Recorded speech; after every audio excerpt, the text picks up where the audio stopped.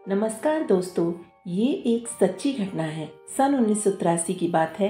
आगरा में रह रहे सूरज वर्मा अपनी गाड़ी से घर लौट रहे थे। उन्होंने अपने बड़े बंगले के सामने गाड़ी को रोका और हॉर्न बजाया, लेकिन कई बार हॉर्न बजाने के बाद भी कोई बाहर नहीं आया, तो वह खुद ही उतरकर बंगले की ओर चलने लगे।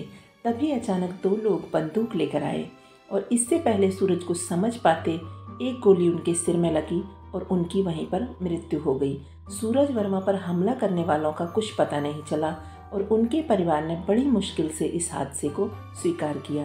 परंतु इस घटना के 5 साल बाद ऐसा हुआ जिसने पुराने जख्मों को ताज़ा कर दिया।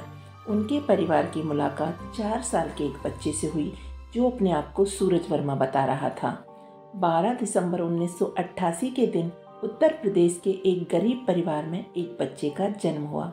उसका नाम तरण सिंह रखा गया, लेकिन उसे सब लोग प्यार से टीटू कहते थे। टीटू का परिवार आगरा से 10 किलोमीटर दूर एक गांव में रहता था। 6 भाई बहनों में टीटू सबसे छोटा और सबका लाडला था। जैसे ही वह 2 साल का हुआ, उसने अजीबोगरीब बात करना शुरू कर दिया। ये मेरा घर नहीं है, तुम मेरे माता पिता नहीं हो, मेरा नाम टीटू नहीं सूरज है। अब टीटू की ये बातें सुनकर सब हैरान हो गए। यहाँ तक कि टीटू ने अपने माता पिता की गरीबी का मजाक भी उड़ाया। टीटू बोला, मेरी एक पत्नी और एक बच्चा है। गरीबी के कारण फटे कपड़े पहनने वाले परिवार से टीटू कहता, उसके पास बहुत पैसा है, बहुत बड़ा घर है, गाड़ी है। आखिर सवाल यह था कि टीटू के इस प्रताप के पीछे का राज क्या था। पहले तो उसके परिवार को लगा कि टीटू मनगढ़ंत कहानियां बताता है, परंतु जैसे जैसे वह बड़ा होता गया, उसका बर्ताव और अजीब होने लगा। 4 साल का टीटू आगरा जाने की जिद करने लगा, पर उसके पिता रोज उसकी बात को टाल देते।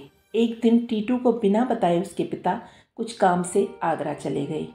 जब टीटू को इस बात का पता चला तो वह गुस्से में पागल हो गया। वह गुस्से में सारी चीज़ें फेंकने लगा।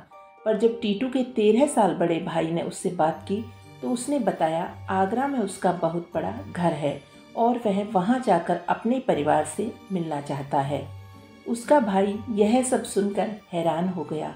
तब भाई के पूछने पर उसने कहा, आगरा में उसके रेडियो की दुकान है।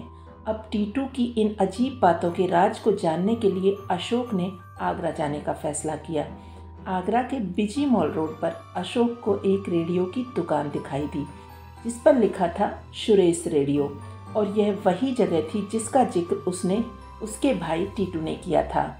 उसने देखा उस दुकान को एक विधवा औरत चला रही है। उसे विधवा औरत से बात करने के बाद यह पता चला कि उसका नाम उमा वर्मा है और उसके पति सुरेश वर्मा की मृत्यु 5 साल पहले हो गई थी। फिर अशोक ने उमा को अपने भाई की अजीबोगरीब हरकतों के बारे में बताया, जिन्हें सुनकर उमा बेचैन हो गई और टीटू से मिलने की जिद करने लगी। अगले ही दिन उमा अपने परिवार के साथ टीटू के गांव चली गई। जैसे ही टीटू ने उसे देखा, वह भागकर उसके पास आ गया। टीटू ने भाई की तरफ देखा और पूछा, तुम मारुति कार में क्यों आए हो? मेरी फिएट कार कहाँ गई? दरअसल सुरेश की मौत के बाद उसके परिवार ने उसकी कार को बेच दिया था, तो उस छोटे से बच्चे को उसके बारे में कैसे पता चला? टीटू बड़े प्यार से सुरेश के माता पिता से मिला और जैसे ही वह उमा की तरफ बढ़ा, उसने बच्चों के बारे में पूछा। अब टीटू के परिवार के लिए इन सारी बातों को समझना बहुत मुश्किल हो गया था। अब टीटू की कहानी उस गांव में चर्चा का विषय बन गई। पूरे राज्य में यह खबर आग की तरह फैल गई और जल्द ही यूनिवर्सिटी ऑफ दिल्ली के पुनर्जन्म पर स्टडी कर रही एंटोनिया मिल्स तक यह बात पहुंच गई। मिल्स मनोचिकित्सक स्टीवेंसन की सहयोगी थी। मिल्स की सलाह के बाद टीटू सिंह के केस को स्टीवेंसन ने स्टडी करने का फैसला लिया। कहानी पसंद आई हो तो एक लाइक कर देना और हमारे चैनल को सब्सक्राइब ज़रूर कर लेना। धन्यवाद।